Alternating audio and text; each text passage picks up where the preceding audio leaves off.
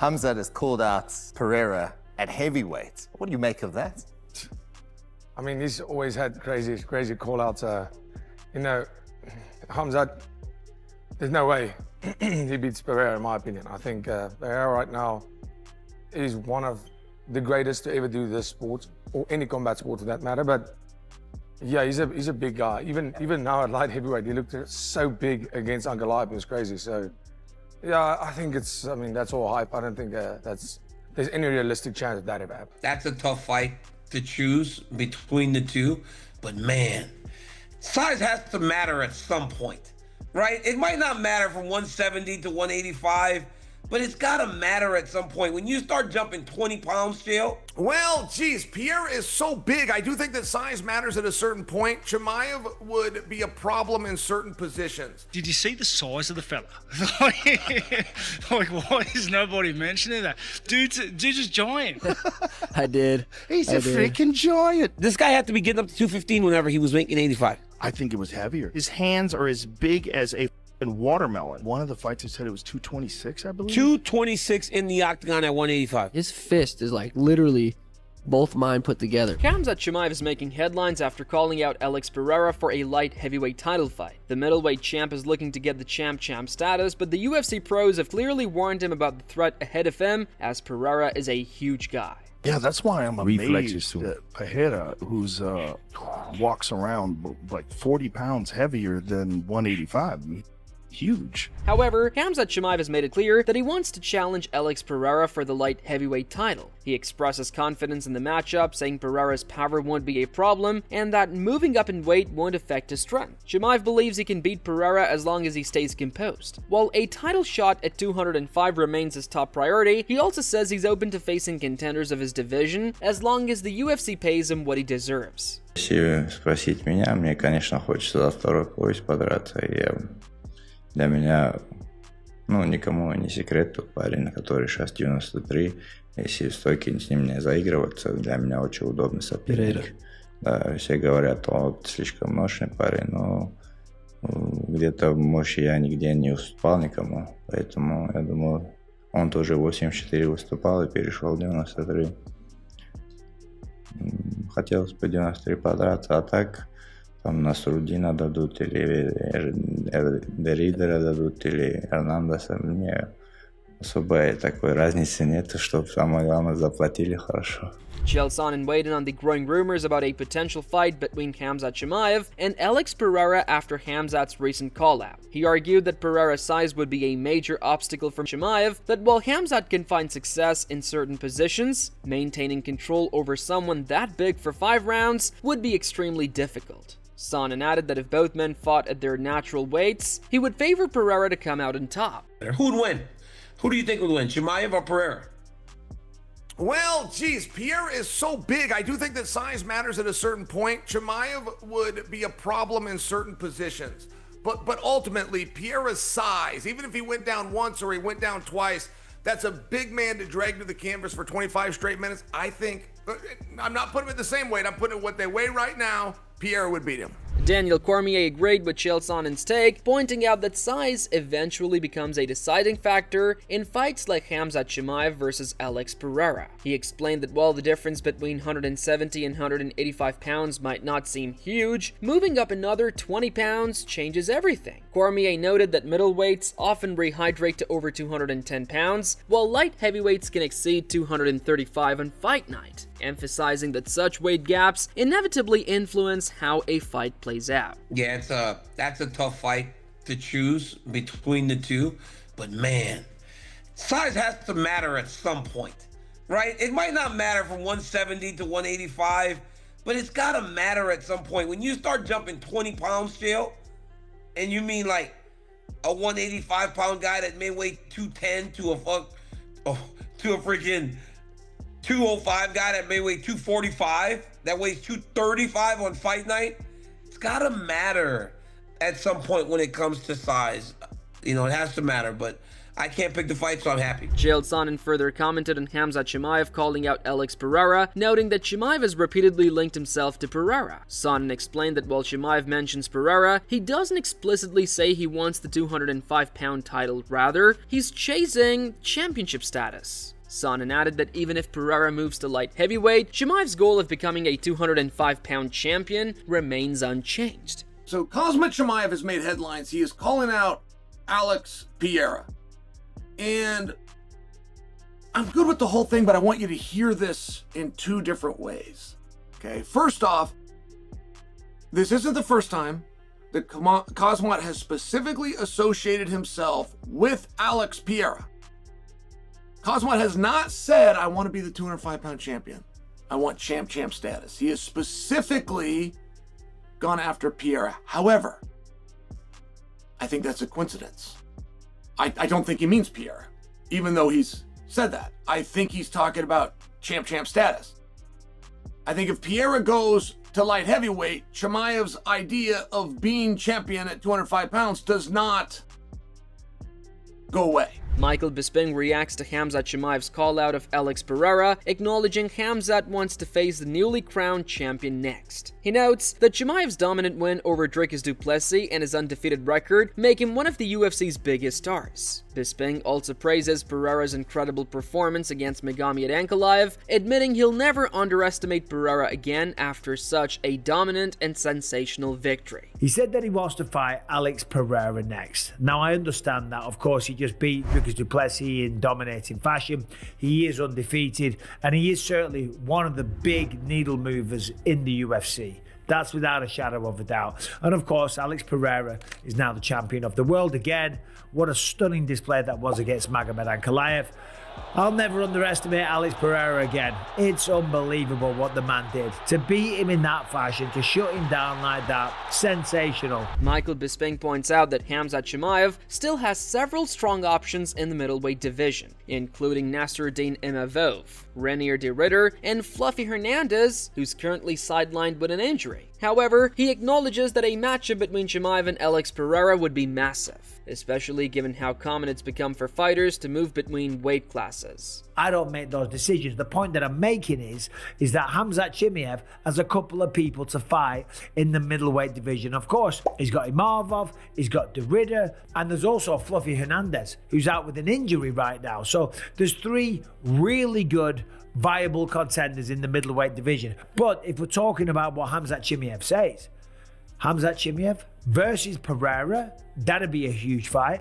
And obviously, people are jumping around weight classes these days. On the other hand, Renier de Ridder reacted to Khamzat Chimaev calling out Alex Pereira, saying his first thought was that it was, though he admitted it would be a cool matchup. He noted it would be interesting to see if Khamzat could take Pereira down and stay safe, but he doesn't think it would happen. Still, de Ridder understands why Khamzat made the call-out. Khamzat Chimaev today, he called out Alex Pereira. Did you see this? He said, I want to go up to light heavyweight. What do you make of this when there's clearly such big fights happening right now and he hasn't even defended this belt yet?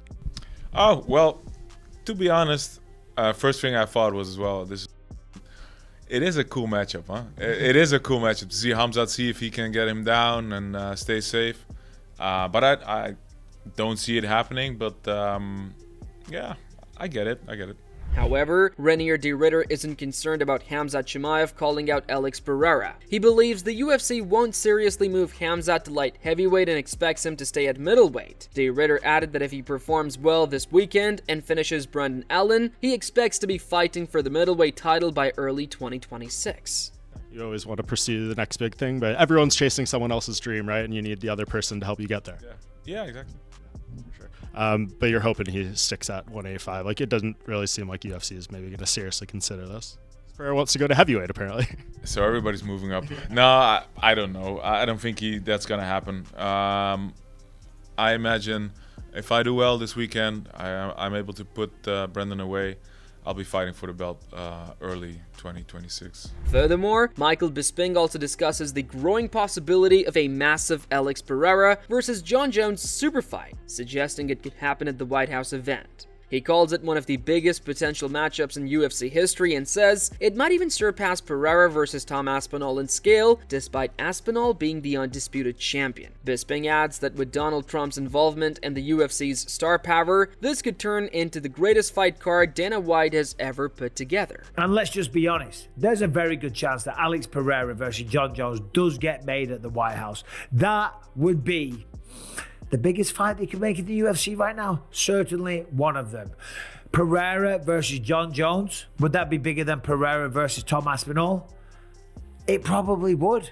And it shouldn't be, because Tom is the undisputed champion, but John Jones has been around forever. Now, we spoke about this at length many, many times. There's a good chance that that fight happens. Certainly if Donald Trump is like, let's get John Jones on, let's get Alex Pereira on, right? The fight's going to happen, okay? It's going to be the best fight card that Dana's ever put together. That's the plan. And certainly with some of the fights that they have available at their fingertips, it just might be. Earlier, Michael Bisping called a potential Alex Pereira versus John Jones fight massive, but said he would prefer Pereira to face Tom Aspinall or Cyril Gane, favoring Aspinall. He added that a win would make Pereira the first UFC fighter to claim titles in 3 divisions, solidifying his status as one of the sport's all-time greats. Jones versus Pereira, okay? I mean, that's a huge fight. That's a big fight that a lot of people would want to see. But what would you rather see? But the fight that I would rather see is Alex Pereira going up against Tom Aspinall or Cyril Gane. More than likely, Tom Aspinall, let's be honest, he's probably going to win against Cyril. Alex Pereira has the opportunity to become a 3-weight division champion, something that no one's ever done. That's never happened. We've had many double champs. We've had several simultaneous double champs, but no one has gone through 3 different weight classes and became the champion. There will be no doubt that Alex Pereira would be the greatest undisputed fighter that ever competed in the UFC, because you can't argue with the fact that he was the champion in 3 different weight classes. And if he was to do that, that would be ridiculous. Meanwhile, Renier de Ritter believes Alex Pereira would struggle against elite grapplers like John Jones and Khamzat Chimaev. He points out that Pereira has mostly faced strikers throughout his career and hasn't been truly tested by high-level wrestlers. De Ritter feels that both Jones and Chimaev have the skill sets to expose the holes in Pereira's ground game. Talked about like the John Jones thing. It's like John Jones is the worst matchup for Alex Pereira. Like, that is the worst. Yeah, 100%. And Chimaev isn't far behind there. That wrestling it's a nightmare for a guy like Pereira. Yeah, exactly. And we haven't really seen what Alex can do because he's mostly been fighting strikers. Even Ankalaev is mostly a striker. But let me get some work with Khamzat first. Yeah, I was gonna say. I think I don't think like the UFC didn't like they weren't like ooh a super fight. I don't think they're actually making. But I thought it was funny. Like I give him credit too. Like you go for the biggest fight, and Alex is a big name, right? That's true. That's definitely true. Furthermore, Carlos Ulberg expressed admiration for Alex Pereira and hoped to see him win a 3rd UFC title, calling it a huge achievement. He praised Pereira's respectful attitude and fighting spirit, saying he relates to him as a true warrior. Ulberg also mentioned that while he supports Pereira's success, he'd love the chance to face him one day. I really hope that Pereira gets his 3rd title, because that'd just be massive. He's a good dude. You know, he doesn't trash talk or anything, and I see a lot of myself in someone like him. So he's a warrior, and I really hope that he gets that title, but I also hope that I get to fight him too. It's a very impressive thing to hear you say, because if he does go up and fight for a 3rd belt, that means he's not fighting you anytime soon. So to hear you say that is pretty damn amazing, because obviously for your career it would be huge to beat him and to fight him. So much respect. When you say that you see yourself in him, is it just the way in which he fights, or is it his upbringing? What do you mean by that? Yeah, a little bit of everything. The upbringing, a little bit of his persona and his spirit. So yeah, there's a lot there that I feel that I can relate to. So there's a lot of respect there. That I kind of just sit back and respect from afar. I'm not going to sit here and give him all the jollies, but fair enough.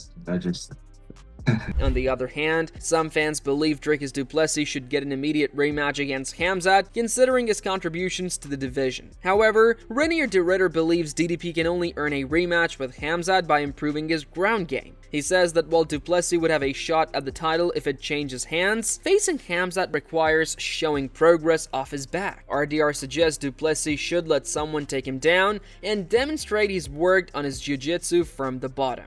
As far as Dricus, when he comes back, his camp's already said, listen, we need one big fight and then we're going straight back to the title. Do you see that happening, or do you think, like, sorry bro, after that performance you got to go to the back of the line?